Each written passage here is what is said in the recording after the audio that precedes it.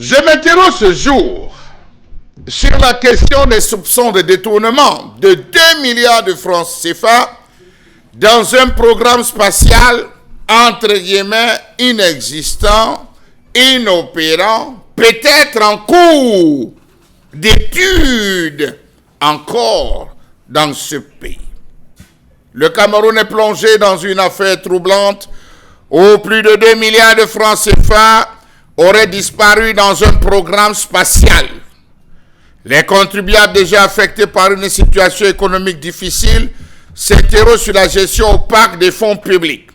Les questions fusent tout autour de l'attribution d'un marché de gré à gré à un groupe dont l'expertise reste approuvée.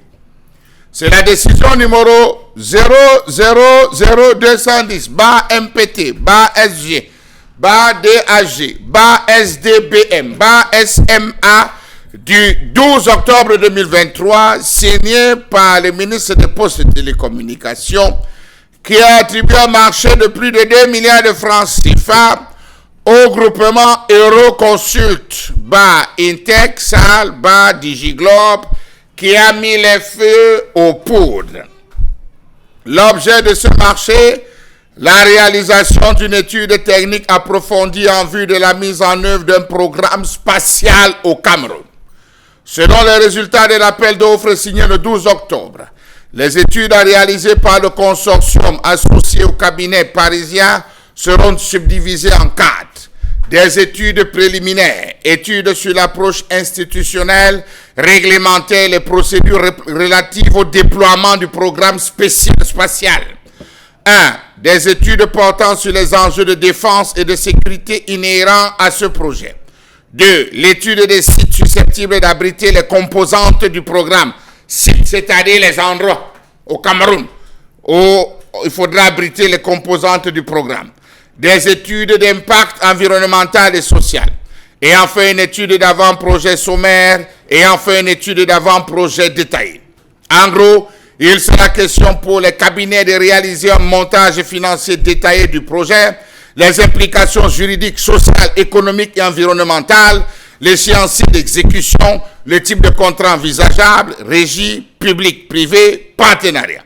La conquête par le Cameroun du secteur spatial permettra de créer, nous a-t-on présenté à son époque, un nouveau marché de booster l'innovation et la recherche dans de nombreux domaines connexes tels que le big data, l'astronomie, l'intelligence artificielle et la robotique. Ce domaine favorisera l'entrepreneuriat spatial, le développement de solutions variées dans le domaine de l'agriculture, la gestion des catastrophes naturelles, l'aménagement du territoire. Ça veut dire qu'à travers ce programme spatial, on pourra prévenir, rapidement gérer, entrevoir, calculer, restructurer les catastrophes naturelles. On pourra prévenir et travailler avec des solutions variées dans le domaine de l'agriculture et l'aménagement du territoire. Parce que partant du satellite, on verra des zones qu'il faut aménager, des stratégies. On pourra faire des découpements architecturaux pour nous permettre d'avoir de beaux paysages.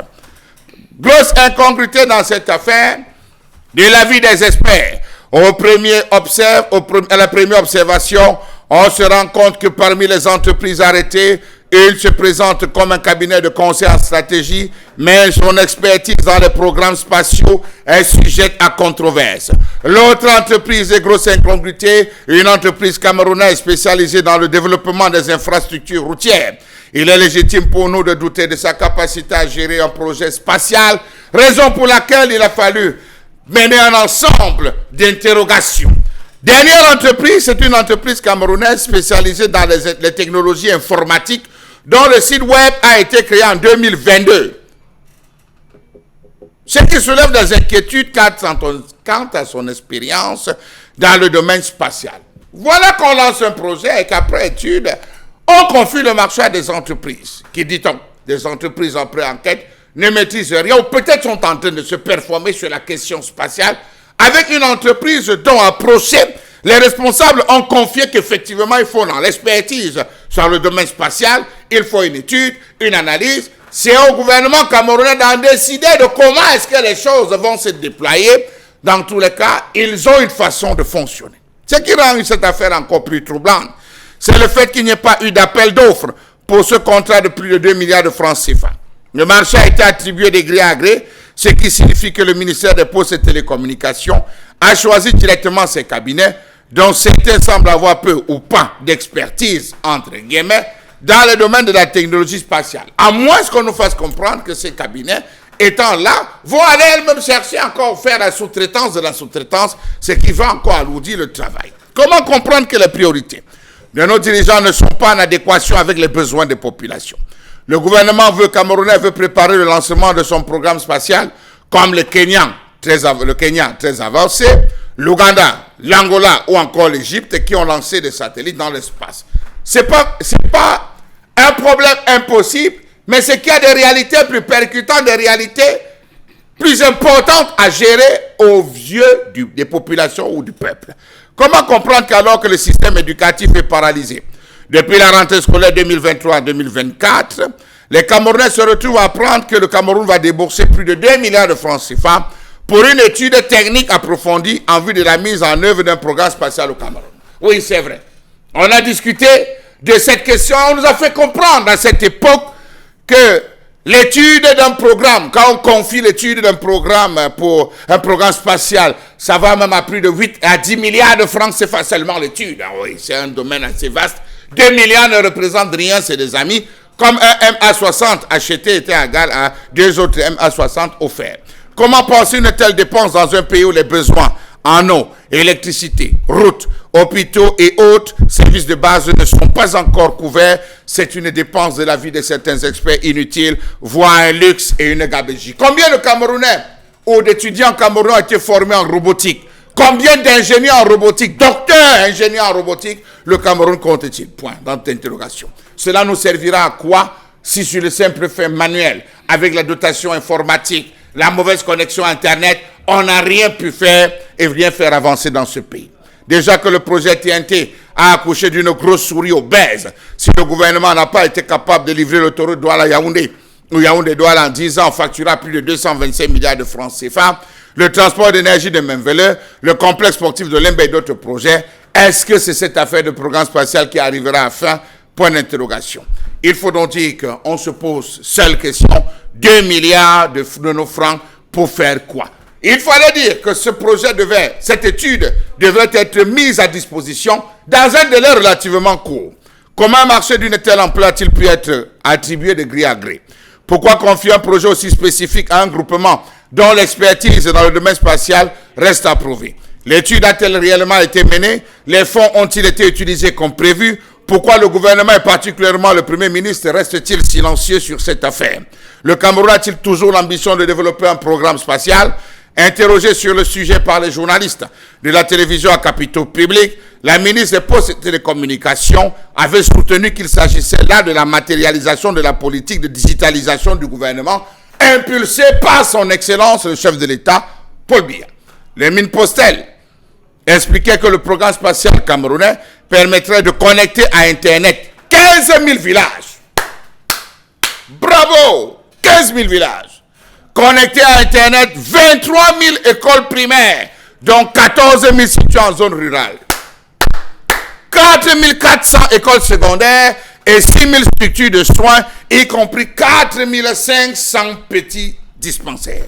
Alors, ce programme spatial devrait avoir une centrale thermique au niveau du ciel pour nous permettre d'être connectés aussi facilement, avoir l'énergie de qualité.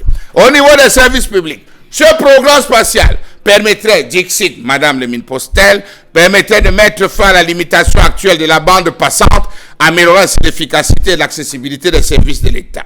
Dans le domaine de la défense, le ministre Postel indiquait que les satellites seraient cruciaux pour la surveillance quotidienne des 4600 km de frontières terrestres du Cameroun, avec une zone tampon de 100 km pour détecter les activités suspectes et prévenir les incursions. Ce programme serait également, selon le ministre Postel, d'une grande utilité pour la marine nationale et les douanes, car les satellites aideraient à surveiller les 16 500 km² de la zone économique exclusive, protégeant ainsi contre la pêche illégale, le transbordement clandestin et la piraterie. Ah, j'oubliais. les frontières américaines, italiennes, françaises, canadiennes et tout, ne sont-elles pas couvertes, elles aussi, par des satellites qui devraient empêcher tout ce que vous êtes en train de nous présenter, Madame la Ministre? Question. Le gouvernement camerounais soutient que le programme spatial n'est pas seulement les télécommunications, c'est également la météorologie, l'agriculture et la pêche. Elle a renseigné en déclarant que ce projet a reçu toutes les autorisations de maturation et comme c'est une affaire stratégique, elles ont consulté le plus grand au niveau international. Quelles sont les universités, autre question, qui travaillent sur ce sujet? Parce que lorsqu'on parle de programme spatial en France, aux États-Unis, il y a des universités qui sont associées. Dans le contexte camerounais, combien d'universités travaillent sur le sujet? Où sont passés les résultats de cette étude est censé être livré dans un délai de 11 mois. Lancé en 2023, nous sommes aujourd'hui en 2025. Voilà 2 ans et toujours aucune traçabilité des résultats de l'étude à 2 milliards de francs CFA. Aucun document officiel n'a été publié pour présenter les conclusions de l'étude et aucune avancée concrète dans la mise en place d'un programme spatial camerounais n'a été signalée. Cette situation alimente des soupçons de mauvaise gestion des fonds publics, voire de doutenement. Normalement, une étude de faisabilité d'un tel projet devrait aboutir à un document détaillé exposant les besoins techniques, les budgets globaux, les infrastructures nécessaires, les partenaires potentiels et le calendrier de mise en œuvre. Or, bientôt 2 ans, rien de tout cela n'a été présenté au public. Si l'étude a réellement été menée, le gouvernement doit publier immédiatement ses conclusions et préciser les prochaines étapes du projet. Car dans le cas contraire, il serait légitime de demander un audit indépendant afin de faire la lumière sur l'utilisation des fonds et, si nécessaire, de traduire les responsables en justice. Comment comprendre cette affaire qui survient dans un contexte où la gestion des fonds publics est sous le microscope des bailleurs internationaux, des bailleurs de fonds internationaux? N'est-elle pas la partie immergée de l'iceberg, laissant présager d'autres scandales similaires dans différents ministères? Soyons sérieux un temps soit peu dans ce pays. L'absence totale de transparence autour de ce marché public soulève des inquiétudes légitimes sur les pratiques en vigueur au sein de l'administration camerounaise. Dans tous les cas, j'ai ma carte d'électeur et un programme spatial spécial va entrer aux urnes en octobre. Je peux vous rassurer que de là où je serai, je vais voter. Vous allez assister à la mise en orbite de ceux qui croquent dans la fortune des Camerounais. Voilà. Mais c'est quand même incroyable, monsieur.